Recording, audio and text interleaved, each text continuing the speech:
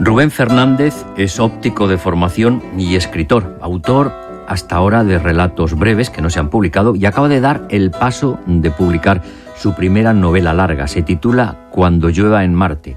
Rubén, bienvenido a Radio Nacional de España. Buenas tardes. Buenas tardes, muchas gracias. El título de esta novela no engaña, En Marte. Sí, ese es el escenario donde está ambientada, es verdad. ¿Y en qué año transcurre la acción? En el año 2... a Marte de momento no hemos llegado. No, efectivamente. Esto es algo un poco futurista. 2170 es el año. ¿Cómo será el mundo en el 2170? Se parecerá mucho al que vemos hoy en día. Cambiarán cosas, la tecnología avanza y el ser humano, pues yo he planteado que llega a Marte y monta una colonia de tipo estable dentro del planeta rojo. Sin embargo, pues bueno, esta es una historia que podría transcurrir en cualquier otro momento de la historia. Es algo, temas muy universales trasladados a otro fondo distinto, a un marco diferente.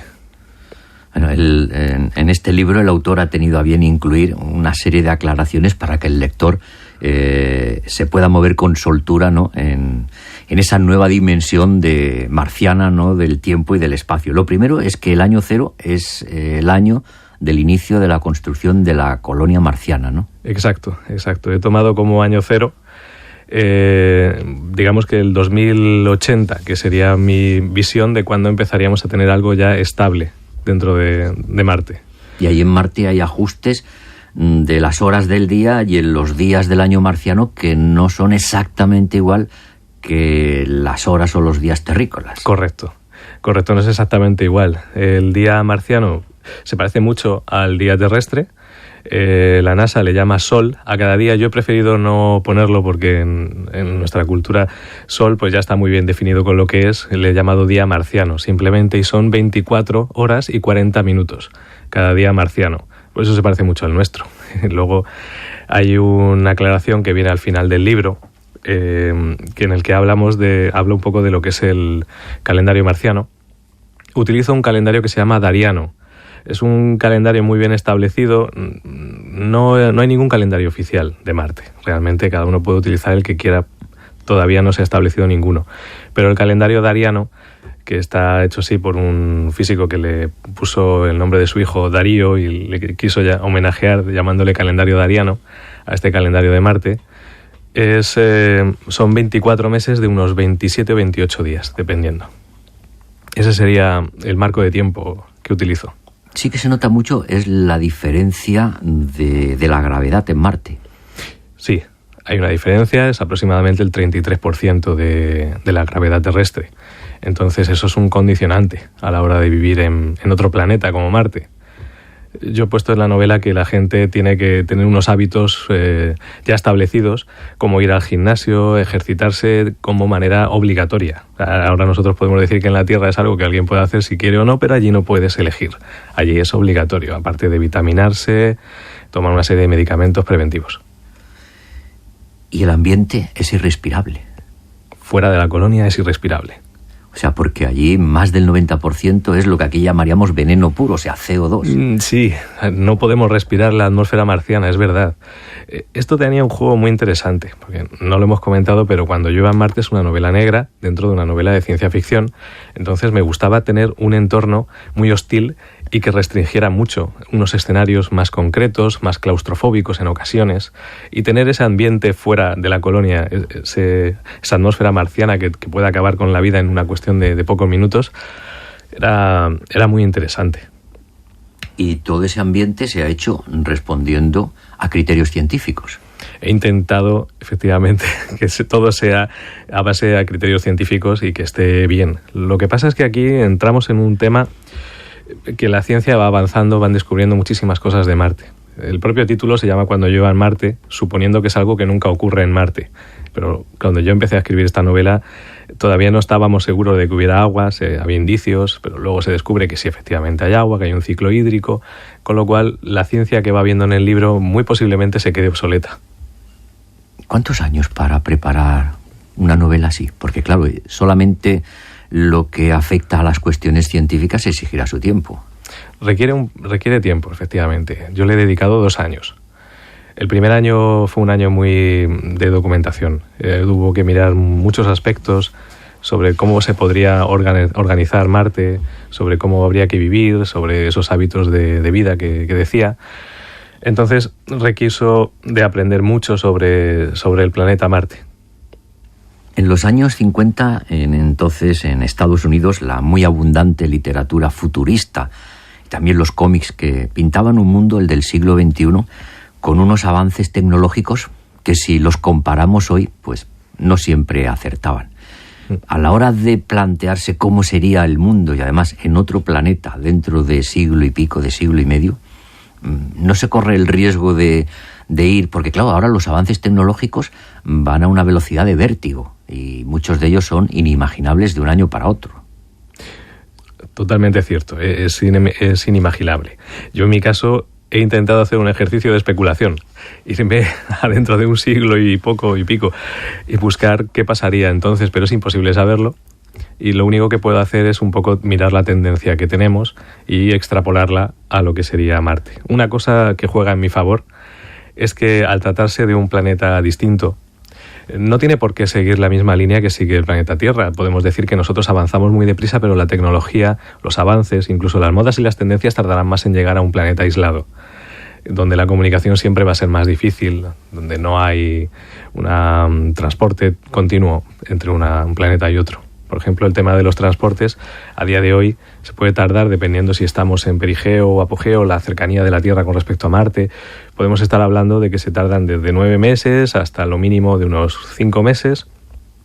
Pero claro, si me voy a 100 años dentro en el futuro, suponemos que se tardará mucho menos tiempo en conseguirlo. Entonces un poco voy especulando con ello.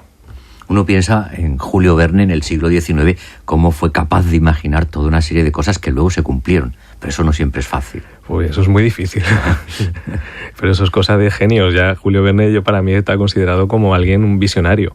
Una persona que tenía muy claras las ideas de lo que podía llevarse a cabo y de lo que no. Y el hombre lo supo plasmar fenomenalmente. Ya sea en Marte, ya sea dentro de siglo y medio sobre el tiempo real que tenemos nosotros aquí, lo cierto es que los grandes ejes, el bien y el mal, las pasiones, las intrigas, eso va a estar siempre ahí. Sí, efectivamente, son temas universales. El ser humano se va a llevar todo consigo, lo bueno y lo malo, ya sea una colonia, ya sea otro país, va con todo su cargamento, por así decirlo. Y si estamos en Marte, pues va a seguir ocurriendo lo que ocurre en la Tierra, las mismas pasiones, las mismas ambiciones. Como es una novela de corte un poco negro, esta de Cuando llueva en Marte, pues el ser humano muestra sus pasiones más oscuras. En este caso, ambiciones oscuras, secretos y, por supuesto, muerte, que es lo que desencadena toda la historia. Ese perfil negro, ese perfil policíaco, es relativamente novedoso porque normalmente la novela negra se desarrolla en el tiempo presente, hay algunas incursiones en el pasado, pero rara vez en el futuro. Sí, me he dado cuenta de que existía un pequeño vacío en este aspecto. Porque el futuro suele ser fantasioso, de aventuras, pero totalmente. Difícilmente es negro. Sí, lo que pasa es que una vez hecha la historia en mi cabeza, antes de plasmarla, me di cuenta de que son géneros que pegan muy bien y que sí que tenemos algún antecedente, aunque no tanto literario como sí en el mundo del celuloide. Me acuerdo perfectamente de Atmósfera Cero, de Sean Connery. Es una historia clásica, un tema de drogas, de corrupción, dentro de una mina en Titán, me parece que era. Y lo que sucede es que el sheriff de turno es quien se encarga de desbaratar todo aquello. Eso, Atmósfera Cero, pero también está Blade Runner, mucho más futurista, con temas de inteligencia artificial y demás, y del sentido de la vida, pero que en el fondo es una historia puramente de novela negra, con personajes torturados, con escenarios grises, al ver yo la posibilidad de fusionar ambos géneros, vi que cuadraban muy bien, que se puede, y de hecho se ha hecho vamos a decir, que relativamente bien. Esta novela lleva ya unas semanas en la calle. ¿Qué ecos le están llegando? De momento la opinión es positiva, más bien por el público masculino, porque la novela negra y de ciencia ficción, sí, es donde me llegan. También en el femenino me han dicho que está muy bien, que tiene temas que les interesan, pero parece que es un poco más orientado al género masculino, vamos a decirlo así, aunque la novela negra y la ciencia ficción pueden ser universales totalmente. Me llegan buenas críticas por allí. De momento estoy contento con el resultado que está teniendo, no me puedo quejar. En el mundo anglosajón, el género de la ciencia ficción o futurista es un género que no tiene edades. En cambio, en España, tradicionalmente ha estado acotado. Parece que es un género sobre todo pensado para los más jóvenes.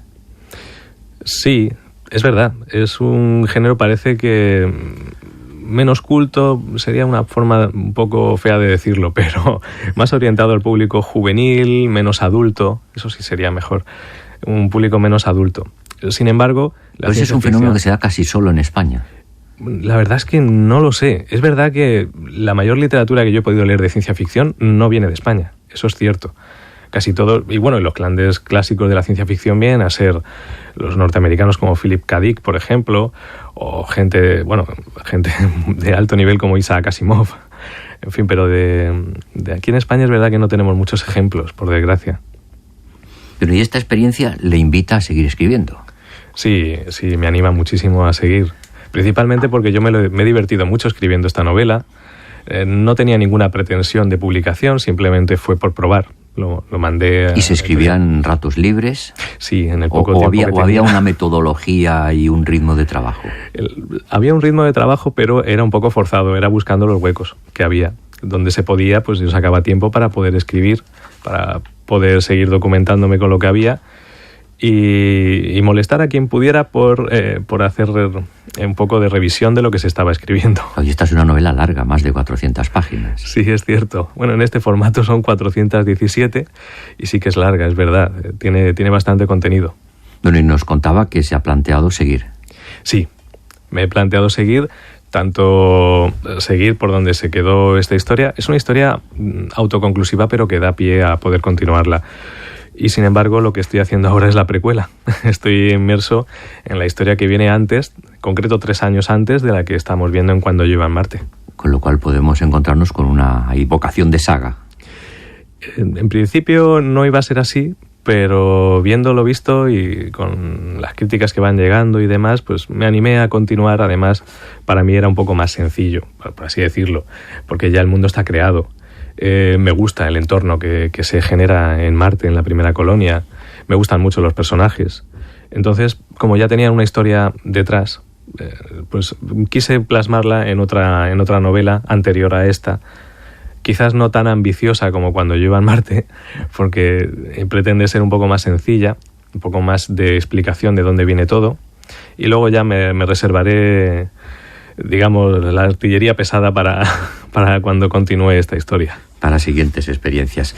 Cuando llueva en Marte, primera novela de Rubén Fernández Uceda. Le agradecemos que haya estado aquí hoy con nosotros en Radio Nacional de España. Muchísimas gracias a vosotros.